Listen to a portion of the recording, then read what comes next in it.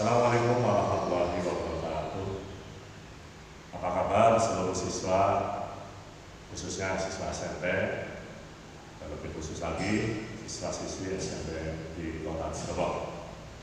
Ketemu lagi dengan saya, Daryo Susmanto, guru SMP Negeri 1 Kota Cirebon, akan menyampaikan topik kali ini tentang, sebenarnya pertanyaan dasarnya adalah mengapa Indonesia dibagi menjadi 3 wilayah waktu. Mengapa Indonesia dibagi menjadi 3 wilayah waktu? Namun sebelumnya, mari kita lihat dulu bahwa ini adalah terkait dengan bab 1, yaitu interaksi antar negara Asia dan benua lainnya. Interaksi antar negara Asia dan benua lainnya.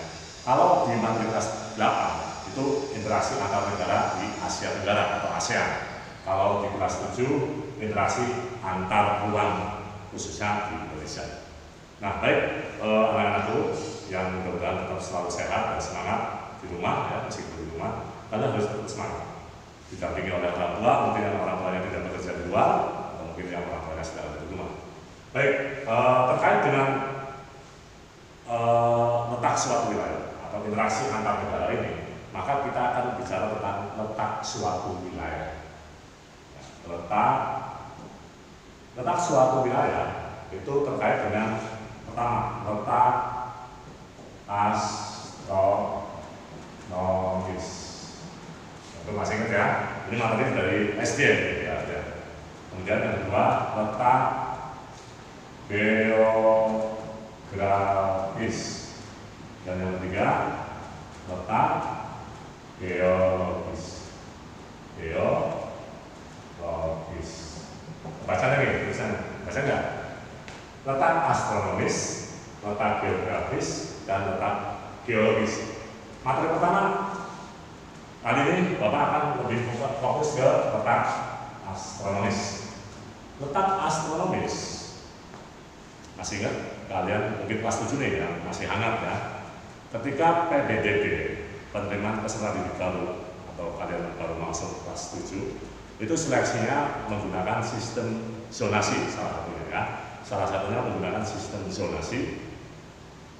Nah, sistem zonasi ini terkait dengan titik koordinat rumah kalian.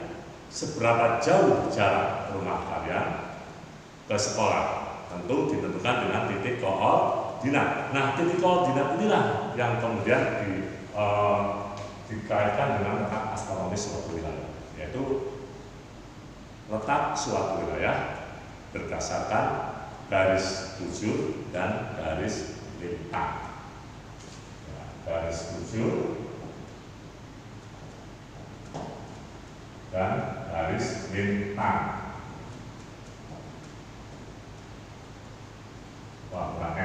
Lintang, garis bujur dan garis lintang. Sampai sini paham? Jadi letak suatu wilayah berdasarkan letak astronomisnya adalah letak suatu wilayah berdasarkan garis bujur dan garis lintang. Apa itu garis lintang dan garis bujur? Garis bujur yaitu garis yang membelah bumi atau membujur ya. Garis yang membelah bumi menjadi 2 bagian, yaitu bumi bagian mana? Ayo, bujur ya, bumi bagian timur dan bumi bagian barat. Nih, umpamanya ini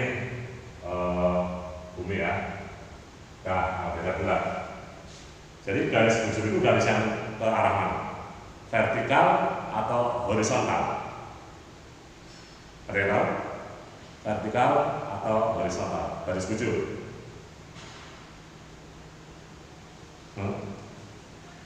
Ini nih, garis bujur. Nah, ini. Jadi garis yang membujur dari utara ke selatan. Ingat, ya, utara ke selatan. Berarti garis bujur adalah garis semu atau garis khayal. Kenapa disebut garis semu atau garis khayal? Karena sebenarnya garis ini tidak ada ya. Kalau di global memang ada garis-garisnya ya. Tetapi dalam kenyataan hidup atau dalam kenyataannya di bumi ini, garis ini tidak ada. Ini hanyalah garis khayal atau garis yang diciptakan oleh manusia untuk kepentingan ilmu pengetahuan ataupun ilmu lainnya ya, ataupun kepentingan praktek lainnya. Bayangkan kalau tidak ada garis tujuh dan garis lintang, ketika pesawat mau mendarat, dia kehilangan titik koordinatnya, maka bingung, bisa-bisa jatuh ke laut. Nah, ini ya, kembali ke sini ke garis bujur. Garis bujur yaitu garis areal yang membelah bumi bagian barat dan timur. Nah, lalu apa itu garis lintang? Yaitu garis yang melintang dari barat ke timur atau membelah bumi menjadi dua bagian, yaitu bumi bagian utara dan bumi bagian selatan. Ini garis lintang. Nah, maka ada istilah lintang utara dan lintang selatan. Garis lintang ini mau baca. Ini utara ya, ini selatan, ini barat, dan ini timur. Maka kelak ini disebut dengan bujur barat, ini dengan bujur timur. Ini lintang utara dan ini lintang selatan. Jadi mengerti sampai sini. Lintang utara dan lintang selatan. Bapak ulangi ya. Letak astronomis adalah letak suatu wilayah berdasarkan garis bujur dan garis lintang. Garis bujur adalah garis yang membelah bumi menjadi bumi bagian barat dan bumi bagian timur, yaitu garis vertikal ini. Nah, garis vertikal ini. Kemudian garis lintang adalah garis yang melintang dari barat ke timur atau membelah bumi menjadi bumi bagian utara dan bumi bagian selatan. Muncullah lintang utara dan lintang selatan. Ada tuh garis bujur. Pengaruhnya apa? Garis lintang dan garis bujur. Pengaruh letak astronomis itu minimal ada dua. Ada dua garis besar ya. Ada dua garis besar. Pengaruh garis bujur dan garis lintang itu secara garis besarnya ada dua, yaitu bagus dulu ya. Pengaruh ini hapus dulu ya, sedikit fokus ya. Pengaruh letaknya ya, kebacaannya nih, pengaruh letak astronomis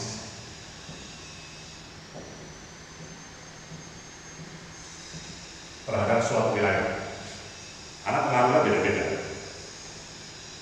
Yang pertama, kalau berdasarkan garis bujur, ya, pengaruh yang pertama adalah terjadinya perbedaan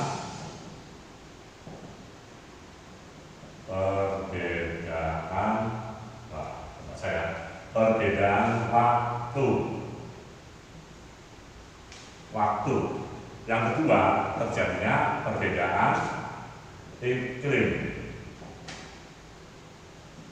Nah, garis mana yang berpengaruh terhadap perbedaan waktu dan garis mana yang berpengaruh terhadap iklim?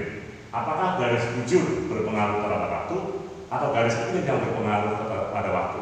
Atau sebaliknya, apakah garis lintang yang mempengaruhi waktu atau garis iklim? Garis bujur yang mempengaruhi iklim. Nah, sampai sini pertanyaannya jadi jawab. Mana yang mempengaruhi perbedaan waktu? Apakah garis bujur atau garis lintang? Saya tahu? Ya, bumi itu berputar ke arah mana? Ke arah sini atau sebaliknya? Umpamanya ini matahari. Maka ketika ada di Indonesia, kelihatan nggak nih?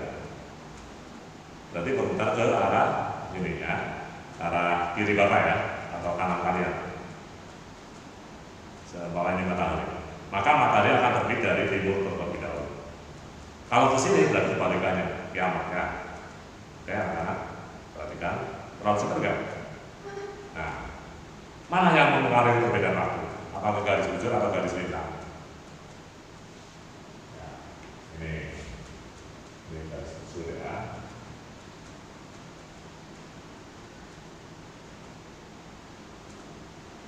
Yang mempengaruhi terjadinya perbedaan waktu adalah garis bujur. Ya, garis bujur ini yang akan mempengaruhi perbedaan waktu, yaitu garis yang membujur dari utara ke selatan atau membelah bumi menjadi bumi bagian barat dan timur. Masih ingat GMT? Nah, kalian punya handphone pasti tahu GMT, setelan untuk pembagian waktu itu ya. Nah, sekarang mengerucut ke Indonesia. Kenapa Indonesia dibagi menjadi 3? Kenapa Indonesia dibagi menjadi 3 wilayah waktu? Ada yang tahu? Ya betul, karena Indonesia kenapa? Ya, karena setiap 15 menit, salah lagi, karena setiap 15 derajat itu sama dengan 1 jam. Maka Indonesia dibagi menjadi 3. Loh, 15 itu dari mana? Dari mana kita dapat 15 itu?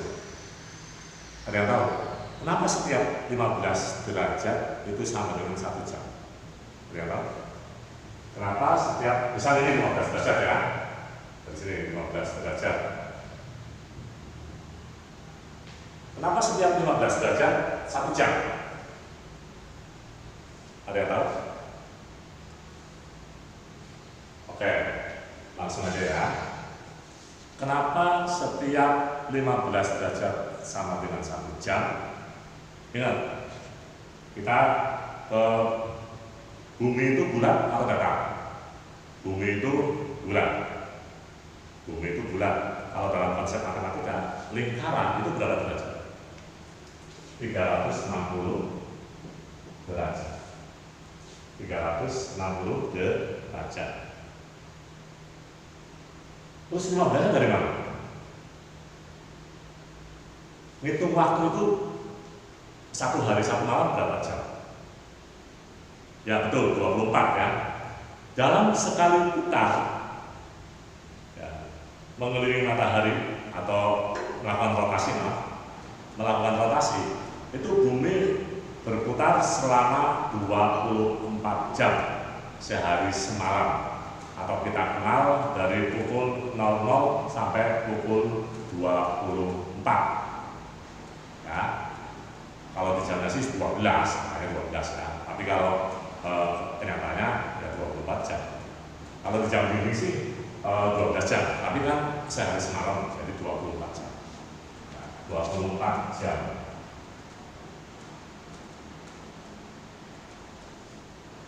Terus dari mana 15 derajat tadi? 360 derajat yang dibagi 24 jam. Sama berapa? 300, abaikan satuannya ya, abaikan satuannya.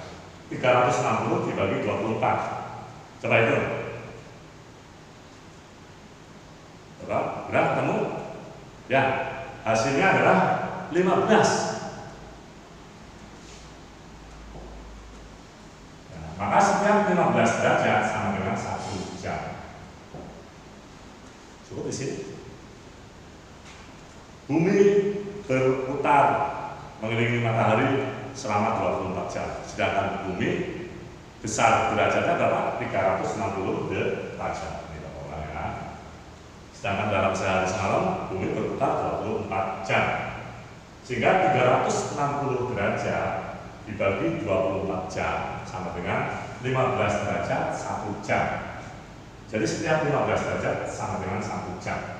Lalu kenapa di Indonesia dibagi menjadi 3, enggak 1 saja cukup lah, atau dibagi 5 biar banyak, atau dibagi 10 biar waktunya cepat, 1 jam ya. Nah ini teorinya.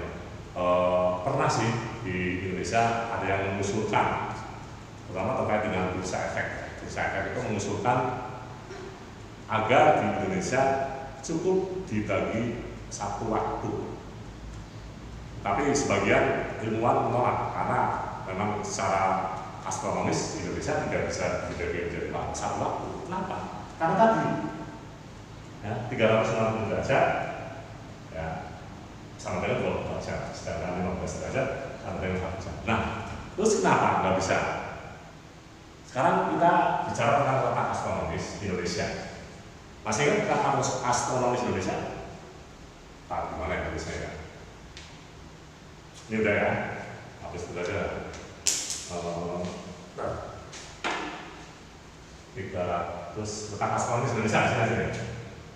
Dilihat dari bujurnya 141 derajat bujur timur sampai atau kebalikannya apa ya 95 derajat bujur timur. Baca kan ya? Sedangkan garis lintangnya 6 derajat bintang utara sampai 11 derajat bintang selatan. Itu adalah letak Indonesia, letak astronomis Indonesia. Ini letak astronomis Indonesia. Ya, dilihat dari bintangnya. Bapak ingatkan kembali bahwa yang mempengaruhi terjadinya perbedaan waktu adalah garis bujur. Ya, nanti kalau garis lintang berpengaruh terhadap iklim. Garis lintang berpengaruh terhadap iklim. Bisa dimengerti? Nah, kenapa kemudian Indonesia dibagi menjadi 3 waktu? Ingat, 141 sampai 95 derajat dari Sabang sampai Merauke, dari Sabang sampai Merauke itu panjangnya adalah 141 sampai 95. Kita 141 derajat sampai 95, kurang lebih sekitar 46 derajat.